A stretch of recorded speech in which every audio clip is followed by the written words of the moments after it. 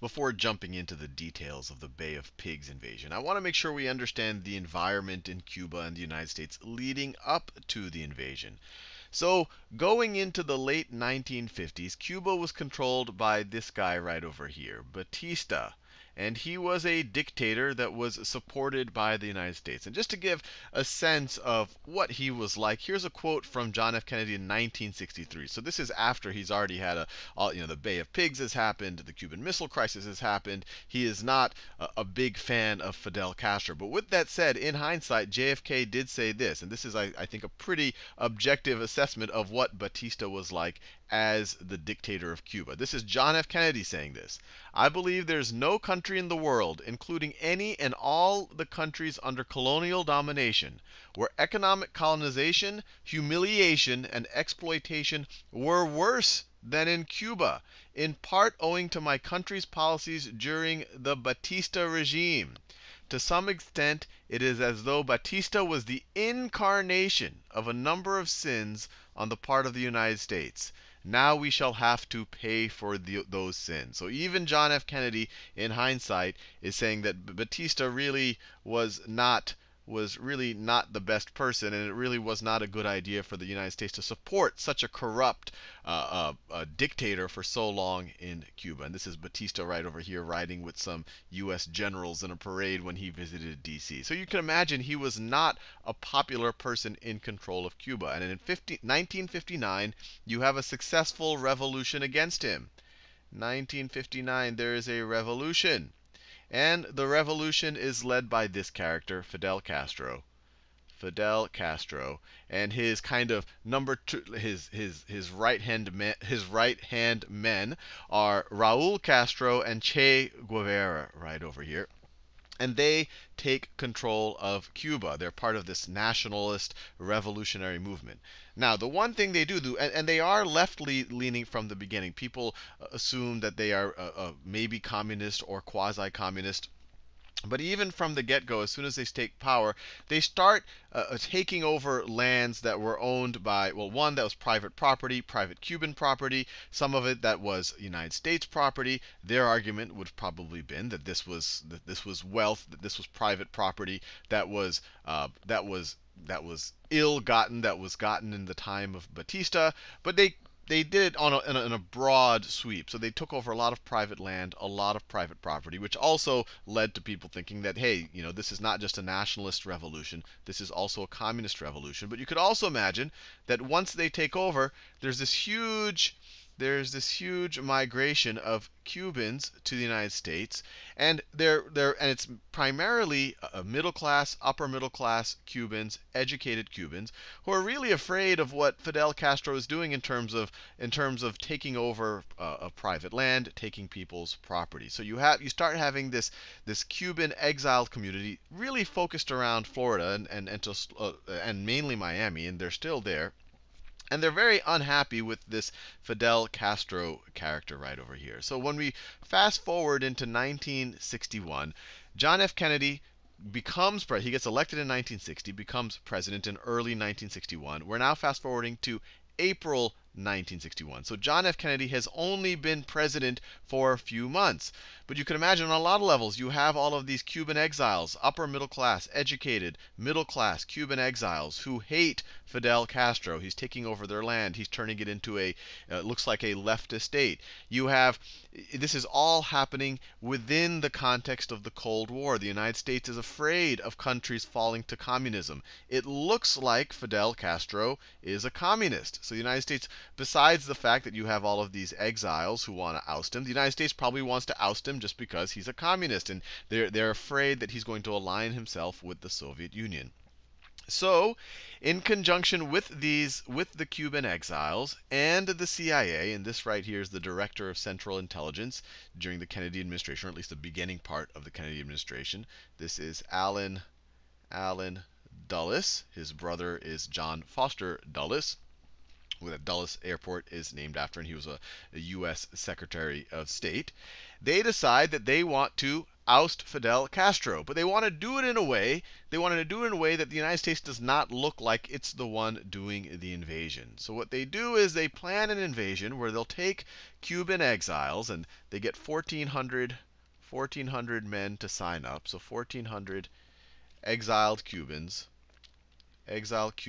to sign up to be kind of part of this CIA-backed, US-backed force to invade Cuba and overthrow Fidel Castro. And a lot of this was based on the premise, and you can imagine this, and this even happened in the Iraq War, where the CIA, the American president, they kind of surround themselves with people who tell them, who one, give them a very optimistic scenario, a very hopeful scenario, telling them, look, we represent what the rest of the Cuban people want. Where they'll say, look, if we just start a revolution, Fidel Castro will be overthrown. The reality that came out, at least at that point in time, in the early 1960s, Fidel Castro was actually pretty popular with the Cuban people. And you can imagine he was at that time pretty popular with the poor people who did not have land. And now all of a sudden you have this this, I guess you could call him, leader for the people. And I don't know about his popularity now, but at that point he was probably a lot more popular than the exiles and the CIA would have had Kennedy believe. And so they planned this attack. Kennedy says, "Oh, if we can get rid of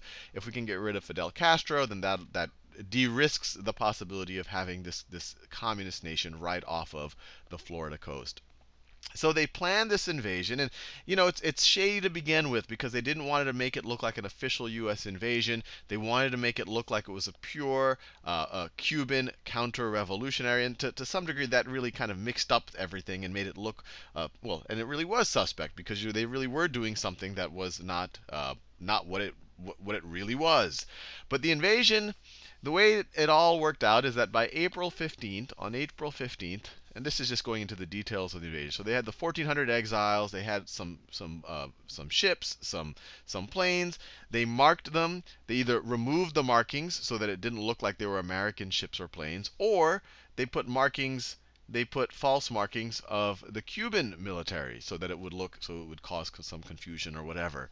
And so on April 15th, 1961, and remember this is only a few months into Kennedy's administration, they start air attacks, and these air attacks launch from Nicaragua, and they go to Cuba. And the whole point of these air attacks are to kind of soften the Cuban Air Force for an eventual invasion by the 1,400 exiles.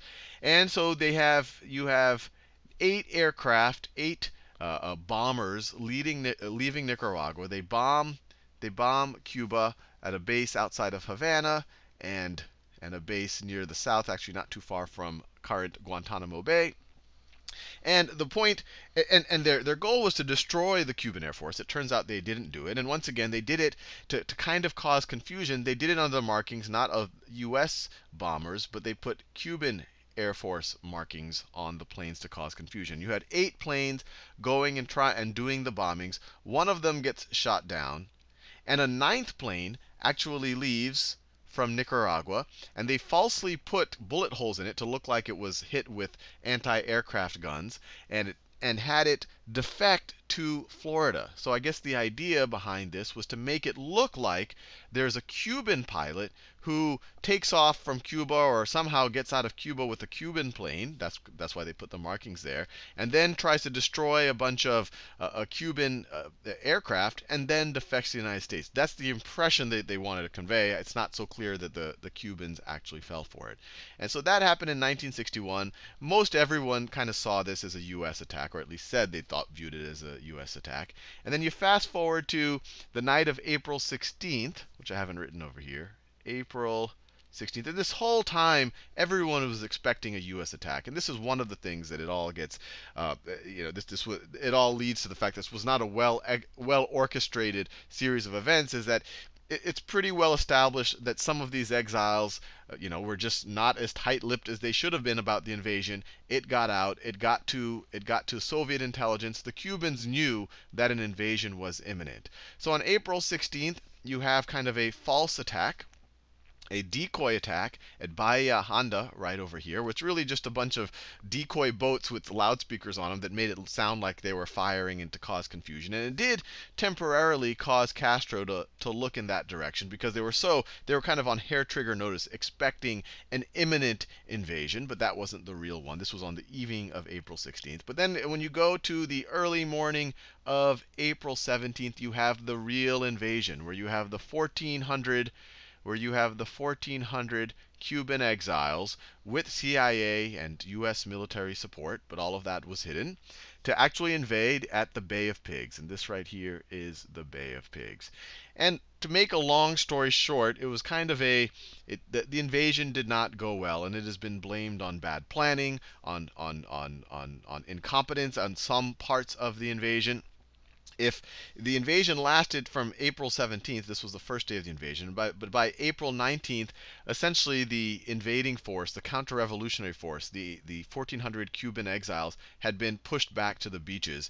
And for the most part, a little over 100 of them were killed, and most of them, over 1,000 of them, were captured. So over 1,000 captured.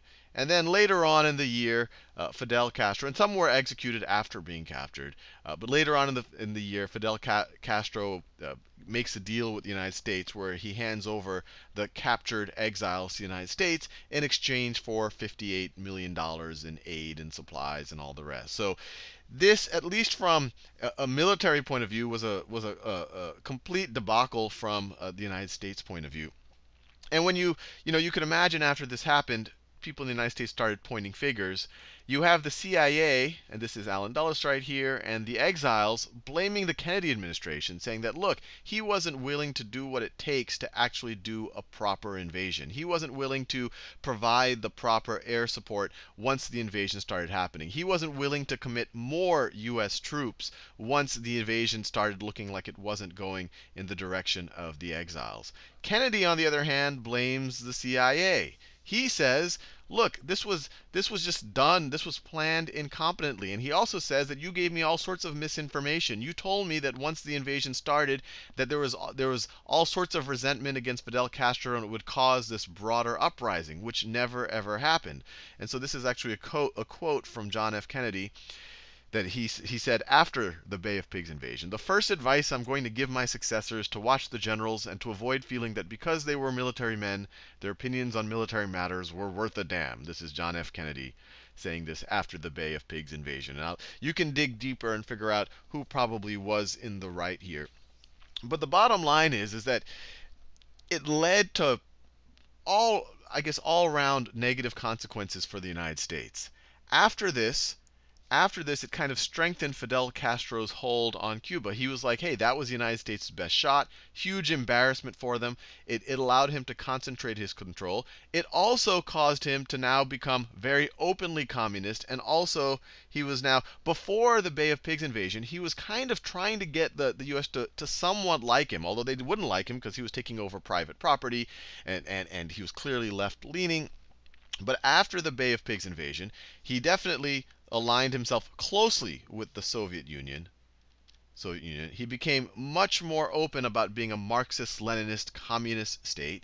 And because he was afraid of future U.S. invasions, he was open to what eventually leads to the Cuban Missile Crisis, which is the Soviet Union actually placing ballistic missiles, with nuclear warheads in Cuba at short range to the United States. So it set up this whole series of events that really didn't work in the U.S.'s favor.